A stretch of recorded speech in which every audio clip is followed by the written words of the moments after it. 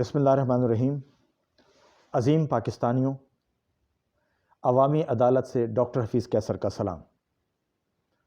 پاکستانیوں، ہم مسلسل ایک بات پر اصرار کر رہے ہیں کہ پاکستانی قوم جاری نظام بد سے بیزار ہو چکی ہے۔ سندھ کے بلدیاتی الیکشن میں کراچی کے اور سندھ کے عوام نے تمام جمہوریت پسندوں کا مکالمہ کر دیا ہے۔ آپ نے کبھی سوچا 8-10% ٹرن آؤٹ ہوگا؟ عوام نے کر کے دکھا دیا۔ اگر ایم کیو ایم بھی الیکشن لڑتی تو بھی رزلٹ نہ بدلتا، کیونکہ زرداری کی لوٹ مار، عمران سے مایوسی اور پی ڈی ایم کے جھوٹے دعوے عوام کا پیٹ نہیں بھرتے، عوام کی زندگی میں خوشحالی نہیں لاتے۔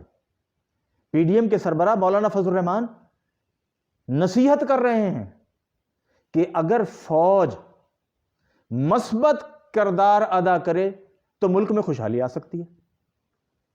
اس کا مطلب یہ ہوا کہ تمام خامیوں کی ذمہ دار فوج ہے، سیاستدان نہیں ہے۔ ہم کہتے ہیں فوج ایک کام کر دے، فوج پاکستان میں قانون کی حکمرانی قائم کر دے، پھر مولانا فضل الرحمان صاحب کے بیان کو پرکھا جائے۔ سچ کیا ہے؟ فوج ناکام جمہوری نظام کو مسلسل آکسیجن دے کے برقرار رکھے ہوئے ہے۔ اگر فوج یہ آکسیجن پرووائڈ نہ کرے تو پاکستان میں انقلاب آ جائے۔ فوج چاہتی ہے کہ یہ لولا لنگڑا نظام چلے، لیکن سیاستدان سنجیدہ نہیں ہے، کیونکہ سیاستدانوں نے لوٹ مار کی عادتیں ترک نہیں کی۔ اب آپ بتائیے، ماضی میں کبھی سنا تھا آپ نے کہ گھر میں چور داخل ہوں اور آٹے کے تھیلے چوری کر کے لے جائیں؟ سکھر میں یہ واردات ہوئی، میلسی میں یہ واردات ہوئی، جگہ جگہ یہ واردات ہوئی ہے کہ گندم اور آٹے کی ڈکیتی ہو رہی ہے۔ کیا یہ پیغام نہیں ہے حکمرانوں کے لیے؟ کیا یہ پیغام نہیں ہے اداروں کے لیے کہ پاکستان کی عوام بھوک اور غربت میں کہاں تک پہنچ چکی ہے؟ لیکن اس کے باوجود کہا جا رہا ہے جمہوریت کو بچایا جائے، جمہوریت کو جاری رکھا جائے۔ کس جمہوریت کو؟ جو میجورٹی مسترد کر رہی ہے اس کو؟ جو بہت محدود تعداد کی مائنورٹی ووٹ ڈالتی ہے اس کو جمہوریت کہتے ہیں؟ 90% ایک طرف کھڑے ہیں، 10% دوسری طرف کھڑے ہیں، اس کو جمہوریت کہتے ہیں؟ جناب، یہ جمہوریت نہیں ہے۔ اگر جمہوریت کو چیک کرنا ہے تو پھر ایسے کیجئے، صدارتی نظام نافذ کر دیجئے اور پھر اس کے تحت 50% سے کم ووٹ لینے والی جماعت کا خاتمہ ہو جانا چاہیے۔ پاکستان میں گلی گلی محلے محلے میں جماعتیں کھلی ہیں۔ وہ جماعتیں کیا کرتی ہیں؟ وہ پریشر گروپ بنا کر اداروں کو رسوا کر رہی ہیں، اداروں کو بدنام کر رہی ہیں۔ اب مسلسل عاصم منیر صاحب کو گھیرنے کی کوشش کی جا رہی ہے، ہر طرف سے خود ساختہ دانشور کالم لکھ رہے ہیں، پروگرام کر رہے ہیں کہ آپ جمہوریت کو تحفظ دیں۔ بھئی جمہوریت کو تو تحفظ دیں تو ان کرپٹ لوگوں کا کیا کریں جنہوں نے ملک برباد کر دیا ہے؟ گراوٹ کا معیار یہ ہے کہ اب لوگ پیاز نہیں خرید سکتے، اب لوگ ادرک نہیں خرید سکتے، اب لوگ روز مرہ کے کھانے پینے کی چیزیں نہیں خرید سکتے، اب لوگ بجلی کے بل نہیں بھر سکتے۔ اور کیا کریں؟ کیا مزید کرپشن عام ہو جائے؟ بھوک ہر طرف قوم کو لپیٹ رہی ہے، لیکن افسوس کہ جنیوا میں جا کر گداگری کرنے والے حکمران ڈھول پیٹ رہے ہیں، اس کے باوجود کہ انہیں جو امداد ملی ہے اس کا 8-9% قرضہ ہے، تو باقی امداد کتنی ہے؟ 1%۔ انہوں نے کون سا کمال کر دیا جس کے ڈونگرے بسائے جا رہے ہیں؟ اب نہیں چلے گا یہ کھیل، پورا نظام لپیٹنے کا وقت ہے۔ پاکستان میں موجودہ جمہوریت مکمل طور پہ ناکام ہو چکی ہے، اور تمام سیاستدان، چاہے وہ عمران ہو یا پی ڈی ایم کے تمام لوگ کوئی مسئلے کا حل پیش نہیں کر سکے. سندھ کے الیکشن پہ پیپلز پارٹی بڑی واویلا مچا رہی ہے. تو چیف جسٹس کے اس ریمارکس کو بھی تو پڑھ لیں کہ سندھ گھوسٹ سکولوں کا مرکز ہے، لہذا وہاں آڈٹ کرایا جائے، جائزہ لیا جائے. جس ملک کی 70% سے زیادہ آبادی ان پڑھ ہو اس کو جمہوریت کا درس دیا جا رہا ہے. وہ جمہوریت کے لیے کچھ بھی نہیں کر سکتے، نہ ان کا ووٹ اپنی مرضی سے ہوتا ہے، نہ ان کی رائے اپنی مرضی سے ہوتی ہے. ہاں ایک بات ضرور ہے کہ اب انہوں نے مسترد کرنا شروع کر دیا ہے، لہذا وہ گراف نیچے جا رہا ہے جو ووٹ کا تھا. اس گراف کو کیا فوج کی ذمہ داری ہے مزید بڑھانا؟ اب سیاستدان یہ چاہتے ہیں کہ فوج اس گرتی ہوئی جمہوریت کو برباد ہوتے ہوئے سیاستدانوں کو بچانے کے لیے میدان میں آئے. فوج کیوں آئے؟ فوج وہ کام کرے جو اس کو کرنا چاہیے. پہلے نمبر پہ فوج ان تمام کرپٹ سیاستدانوں کو ان کے انجام سے دوچار کرے جو ماضی کی فوجی لیڈرشپ نے پروان چڑھائے. اس کے بعد نیا میدان، نیا کھیل، کوئی مسئلہ نہیں ہے. پاکستان میں حقیقی عوامی جماعت کی اشد ضرورت ہے، کیونکہ یہ جماعتیں پاکستان کے مسائل کو نہ تو حل کر سکتی ہیں اور نہ اپنے اندر کرپٹ لوگوں کا احتساب کر سکتی ہیں. یہ تو خود کرپٹ کرتی ہیں. یہ تو کرپشن کی بنیاد پر لوگوں کو ٹکٹیں دیتی ہیں. کون بولی لگائے گا کتنے کی؟ جو بولی لگائے گا وہ کینڈیڈیٹ ہوگا، جو بولی نہیں لگا سکتا وہ اپلائی نہیں کر سکتا کسی جماعت کو. تو اس کا حل یہی ہے کہ ایک حقیقی عوامی جماعت بنے اور وہ جماعت پوری قوم کو متحد کرے اور پھر کہے کہ آؤ الیکشن دیکھتے ہیں ہم کیا ہوتا ہے. اور الیکشن صدارتی نظام کا ہونا چاہیے. پھر نہ زرداری نظر آئے گا، نہ عمران نظر آئے گا، نہ نواز شریف شہباز شریف نظر آئے گا، نہ مولانا فضل الرحمان نظر آئے گا، کوئی نظر نہیں آئے گا. اس لیے وقت کا تقاضا یہ ہے کہ اب پاکستان کو تجربات کی بھٹی سے نکال دیا جائے. اب پاکستان کو اس راستے پر لے جایا جائے جہاں ترقی و خوشحالی ہماری منزل بن جائے. اور وہ اسی صورت میں ہوگا جب دیانتدار سیاستدان ہوگا، جب امانتوں کو برقرار رکھنے والا، امانتوں کا امین سیاست کرے گا، تب ملک خوشحال ہوگا.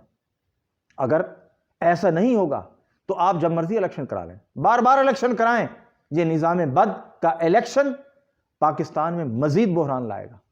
اب سندھ میں بحران ابل رہا ہے، اس بحران کا حل کس کے پاس ہے؟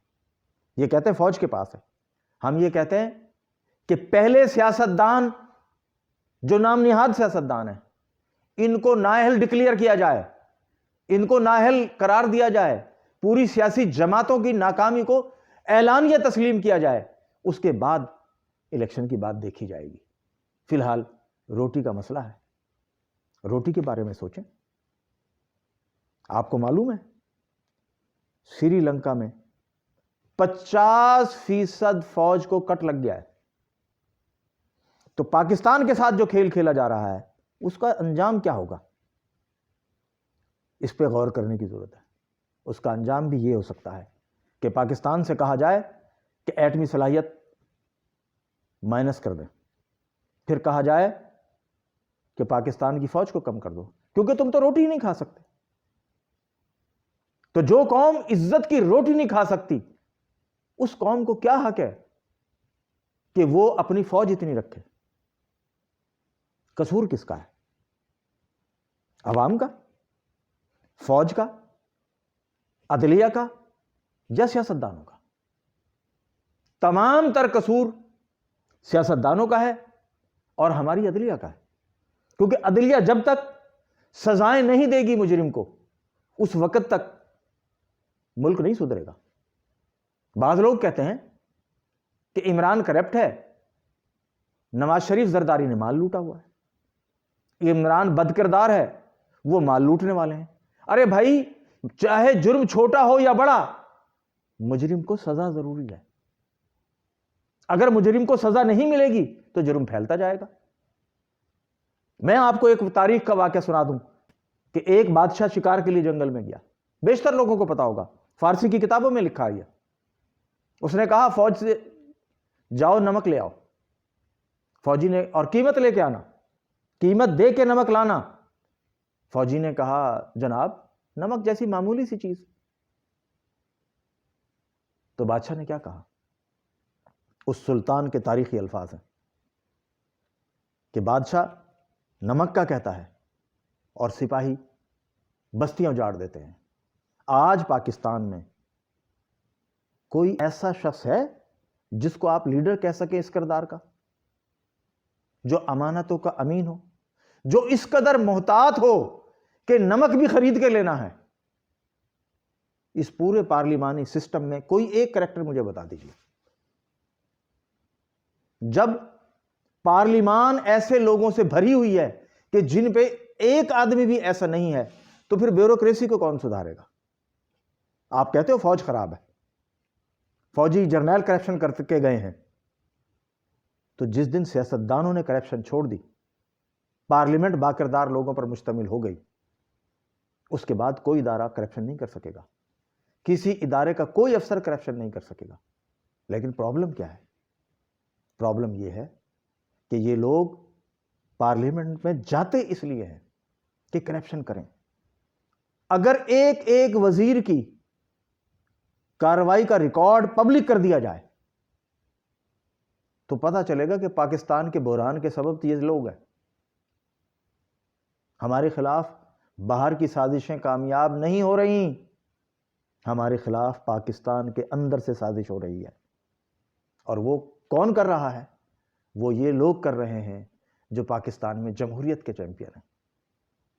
تو عوام نے بلدیاتی الیکشن میں مسترد کر دیا ہے. اس کو بنیاد بنائیں اور اس سسٹم کو لپیٹ دیں. ہاں, کیئر ٹیکر میں ایسے لوگوں کو لائیں جو مضبوط کردار کے ہوں, جو امانت دار ہوں, جو 100% پاکستانی ہوں. اس کے بعد آپ رزلٹ دیکھیے گا. جب چور دروازے بند ہوں گے تو ملک میں ترقی کی طرف پیش قدمی بڑھ جائے گی. اگر ایسا نہ ہوا تو جس رفتار سے پاکستان سے ہجرت ہو رہی ہے, یہ ہجرت بڑھ جائے گی. نالائق لوگ اس ملک میں نظام مملکت چلانے کے لیے رہ جاتے ہیں اور قابل لوگ ہجرت کر جاتے ہیں. دنیا میں ایسے کبھی ترقی نہیں ہوئی. لمز کی میں ایک رپورٹ پڑھ رہا تھا, 154 اسٹوڈنٹ تیار ہوئے اور 154 کے 54 ملک چھوڑ کے چلے گئے. تو کس کو جوتے مارنے چاہیے؟ سیاستدانوں کو, حکمرانوں کو, جو ایسی پالیسی بنا ہی نہیں سکے کہ پاکستان کا ٹیلنٹڈ نوجوان اس ملک میں رہے اور ملک کی ترقی و خوشحالی کے لیے کام کرے. یہاں بیانات کی حد تک تو فرشتے ہیں سارے, جس کو سنو وہ واعظ و نصیحت کرتا ہے, جس سے کی طرف دیکھو وہ قرآن و حدیث کی باتیں سناتا ہے. لیکن کوئی آدمی نہیں مل رہا جس کو انسانیت کی بنیاد بنا کر پیش کیا جا سکے. اس لیے سوچنا پڑے گا کہ کیا غلاظت کو صاف کرنے کے لیے کوئی ادارہ آگے آئے گا یا پھر انتظار کرنا پڑے گا. تو انتظار اب زیادہ دیر نہیں لگے گا. آٹے کی چوری زندگی بچانے کے لیے ضروری ہے. کوئی شخص اپنے بچوں کو بھوک سے مرتے نہیں دیکھ سکتا. اس سے پہلے کہ مافیاز کے گریبان عوام پکڑ لے, اس سے پہلے کہ کرپٹ لوگوں کو سریعام لوگ جوتے ماریں, آپ اس نظام کو لپیٹ دیجئے. کون لپیٹے گا؟ Chief justice of Pakistan, army chief. انہیں آگے بڑھ کے اس نظام کو لپیٹنا پڑے گا اور پی ڈی ایم کے سربراہ کو جواب دینا ہوگا کہ ہم درست ہیں. اب یہ وہ فوج نہیں رہی جو غلطیاں کرتی رہی ہے, اب یہ رجوع کر چکی ہے. لہذا اب آپ کی صفوں پہ آپریشن ہوگا. کچا چٹھا تو سب کا موجود ہے, کھول دیجیے عوام کے سامنے. ریٹائرڈ فوجیوں کو ایک اور خبت شروع ہو گئی ہے, باہر بیٹھ کے دانشوری چلا رہے ہیں. اگر ان کا احتساب کر لیا جائے, ان کی ذاتوں کا جائزہ لے لیا جائے تو پتہ چلے گا وہ بھی پیرول پہ ہیں. عمران کی حکومت کیوں بنوانا چاہتے ہیں؟ تاکہ انٹرنیشنل پالیسی سازوں کو پاکستان میں زیادہ سے زیادہ مداخلت کا موقع مل جائے. حتیٰ کہ یہ کام تو پی ڈی ایم بھی کر رہی ہے، مگر کچھ کام ایسے ہیں جو صرف عمران کرے گا. لہٰذا گھوم پھر کے کبھی جنرل باجوہ کو ٹارگٹ کرتے ہیں، کبھی فوج کو ٹارگٹ کرتے ہیں، کبھی عاصم منیر پر دباؤ ڈالتے ہیں کہ جنرل صاحب آپ نے کرنا ہے. تو جنرل صاحب آپ کر دیجئے نا، بسم اللہ کیجئے اور کہیے آئیے پھر سٹرک آپ کے ہاتھ میں ہے، لائن ڈرا کر دیجئے، کرپٹ ایک طرف، صاف ایک طرف. جو رزلٹ آئے وہ پاکستان کے عوام کو دے دیجئے، کیونکہ عوام اب اس جمہوریت کے نظام کے ساتھ نہیں چل رہی. سندھ کا بلدیاتی الیکشن اس کی دلیل ہے اور زندہ دلیل ہے. آپ سب کا بہت شکریہ.